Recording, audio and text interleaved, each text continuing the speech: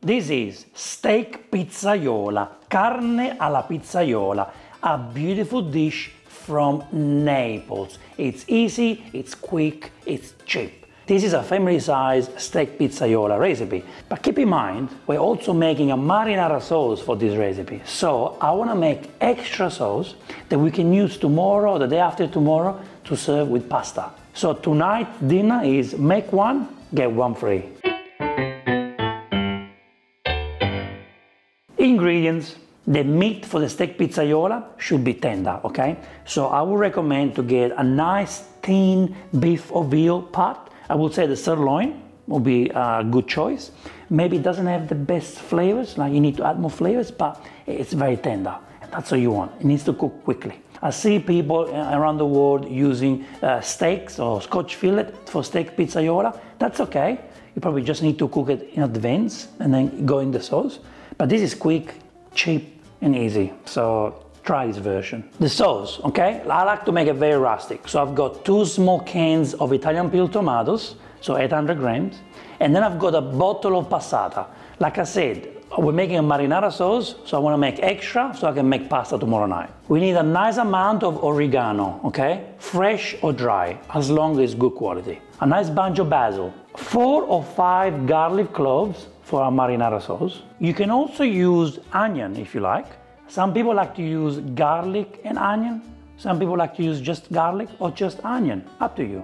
I chose garlic because I'm making a marinara sauce. Extra virgin olive oil, salt and pepper. To make this dish more exciting, you can add olives, you can add capers. You can do whatever you like.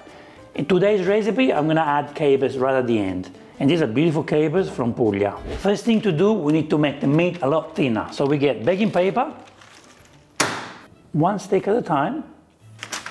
We cover it. And now we squash it, okay? It's very important that you make your meat flat. Very, very important. Look at that. So basically we want to make it very thin, okay? Even thinner than that. Basically we want to make it thin, and we want to make sure that all the nerves are basically like smashed, you know? Because we want this to be super, super tender. We place the meat here. Now we cut it. And what we do, we cut it enough. See, we got 2 pieces. We're gonna cut these as well. So here we got 3 pieces out of it.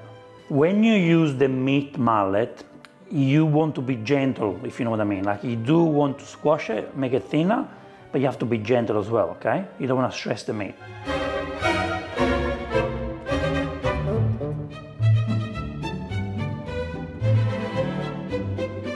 And now it's time to cook on a medium-low heat.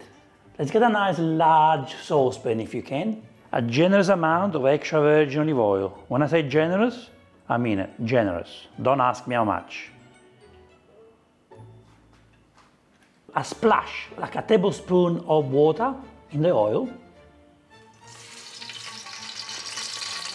Now let's crush the garlic in the oil.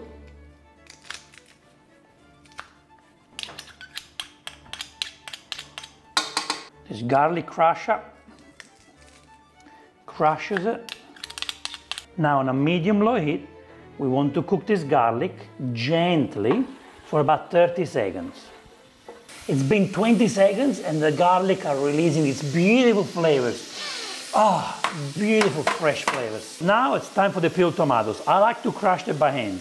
You can blend it gently if you want, but to me, this is the best thing to do.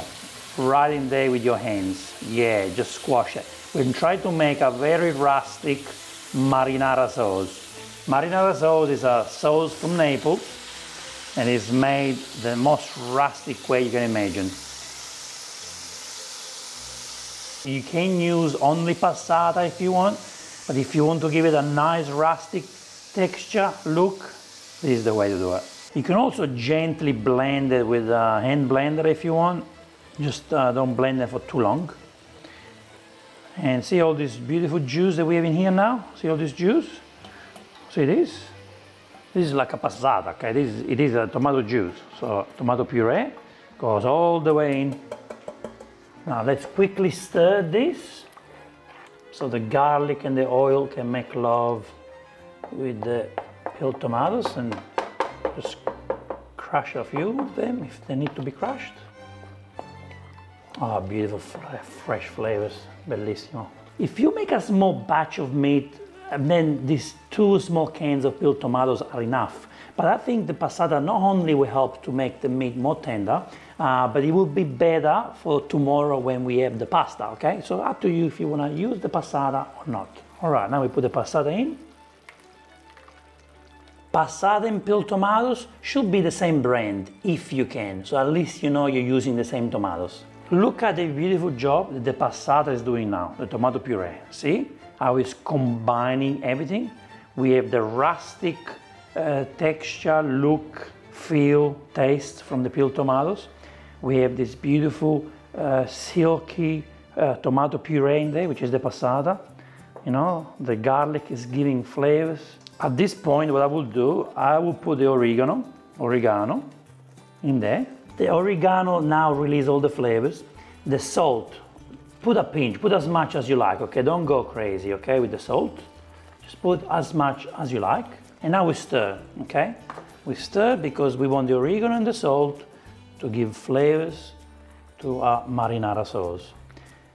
Oregano is a must in marinara sauce. A Napolitan marinara sauce, also called Napolitan sauce, must have oregano, okay? No oregano, no marinara sauce. The marinara sauce, also known as Napolitan sauce, it's made with oregano. Basil is optional. We like to put basil in it, but the oregano is the main ingredient. Now we're going to cook this marinara sauce for a minimum of 10 minutes, okay? 15-20 minutes the most. At low temperature, medium low, even lower. We don't want the sauce to burn. They need to gently be cooked. Guys, can you see the details here? Can you see the beautiful colors of this sauce? The beautiful thickness? This is what happens when you have good quality tomatoes. It's been about 10 minutes and the sauce looks ready to me. See how the sauce is? Now we're going to add the meat, okay? A little bit at a time. We're gonna be adding the meat everywhere. Just make sure there's space in between. So basically this meat, for me, should cook in maximum 2 minutes. The reason why is because I want my meat to be tender. I want my meat to be delicious. I don't want my meat to be dry or hard, okay? I want my meat to be super tender. It's like if you're cooking a medium rare meat, okay? If you like your meat to be more cooked, then it's up to you. You cook it for a bit longer. I know people that cook this for even half an hour, okay? So it's completely up to you. Another option is for you to cook the meat before in a pan for like a minute or 2 on both sides, and then you just finish it off in the sauce. I think this is the best solution, the best way to cook it, okay? But what we want to do is to stir.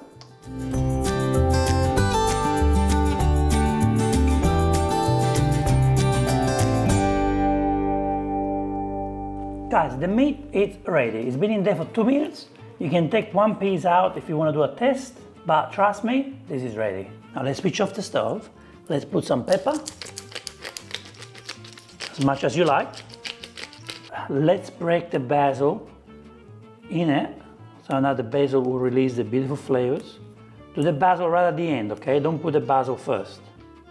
The basil needs to release his wonderful flavors.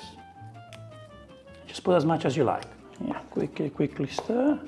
So the basil can release the flavors into the sauce. The stove is off, don't forget, we're not cooking anymore. This is what we did now. We have the meat ready to be served. The marinara sauce has extra meat flavors, okay? Now we can use the rest of the sauce tomorrow to make pasta. But for now, let's enjoy the meat. You need to clean the plate with the bread, it's a must. I really need to make sure the meat is tender, okay? Now let's plate it. This is how we plate it. Now we get some beautiful marinara sauce. Put it in the plate. Now we're gonna get some nice pieces of meat. Oh, I can see how tender they are. And guys, for me, I need to put some capers in my plate. So here I've got some beautiful capers from Puglia. For me, it's a must. Last but not least, and here's a slice of bread. And this is my steak pizzaiola for tonight.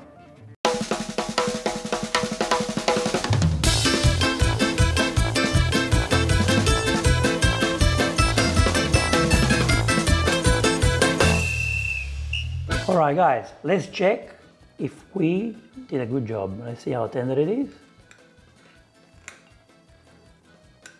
See, the meat cooks very fast, very, very tender. I can feel it. I can feel it already. Let's see if it melts in my mouth.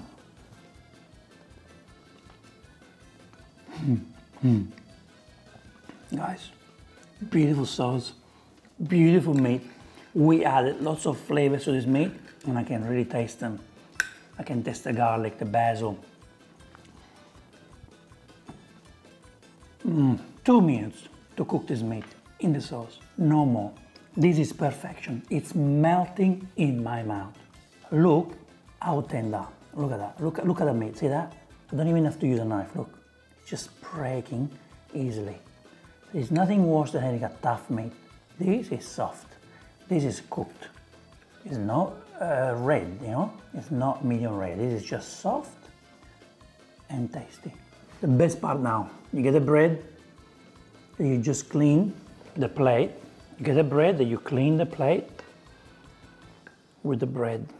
Ah, this is when you really taste the sauce.